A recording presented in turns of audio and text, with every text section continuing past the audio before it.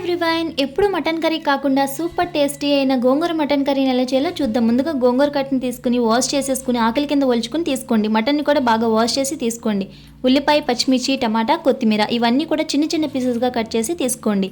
అల్లం, వెల్లుల్లి, చెక్క, యాలక్కాయ, లవంగ, గసగసాలు ఇవన్నీ కూడా మెత్తగా పేస్ట్ చేసేసుకుని పేస్ట్ని కూడా పక్కకు పెట్టేసుకోండి.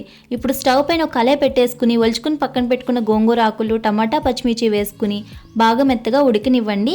గోంగూరలో వచ్చిన వాటర్ సరిపోతే గోంగూర ఉడకడానికి. పూర్తిగా చల్లారిన తర్వాత నలిగినట్టుగా మిక్సీ పట్టుకోండి. ఇప్పుడు స్టవ్ పైన ఇంకొక కళాయి పెట్టేసుకుని ఆయిల్ యాడ్ చేసుకోండి. కట్ చేసి పెట్టుకున్న ఉల్లిపాయలు, పచ్చిమిర్చి యాడ్ చేసుకుని అవి లైట్ గోల్డెన్ కలర్ వచ్చిన తర్వాత మటన్ని కూడా యాడ్ చేసుకోండి. మటన్ బాగా ఉడకబెట్టుకోండి. మటన్ నుంచి వచ్చిన వాటర్ అంతా పోయేంత వరకు కూడా ఉడకబెట్టుకున్న తర్వాత కట్ చేసి పెట్టుకున్న టమాటాలు యాడ్ చేసుకోండి.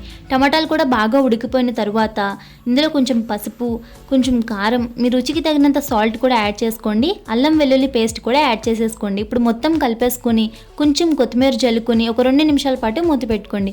2 నిమిషాలకు ఒకసారి మూత తీసుకుని కలుపుకొని సరిపడినంత వాటర్ వేసుకుని మటన్ ఉడికేంత వరకు కూడా బాగా ఉడకపెట్టుకోండి. మటన్ ఉడికిపోయిన తర్వాత ఒక 15 నిమిషాలకి స్టవ్ ఆఫ్ చేస్తాం అనగా గ్రైండ్ చేసి పెట్టుకున్న గోంగూర పేస్ట్ని యాడ్ చేసుకోండి. యాడ్ చేసుకుని మటన్లో బాగా ఉడకపెట్టుకోండి. ఒక 15 నిమిషాలకి స్టవ్ ఆఫ్ చేసుకుంటే గోంగూర మటన్ రెడీ. సబ్స్క్రైబ్.